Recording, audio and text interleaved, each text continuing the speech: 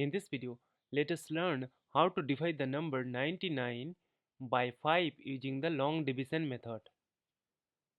Consider the first digit 9. We know that 5 times 1 is 5. Subtract, we get 4.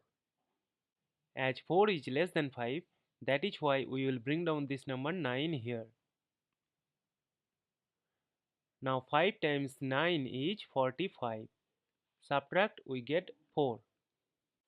Again 4 is less than 5, that is why we will put a decimal here so that we can get 1 0.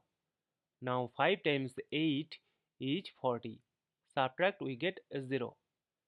As we have obtained the number 0 and there is no number to bring down here, so we will stop. Therefore 99 divided by 5 is equal to 19.8, and this is our final answer. Thank you for watching. Please like, share and comment on the video. Also do subscribe the channel.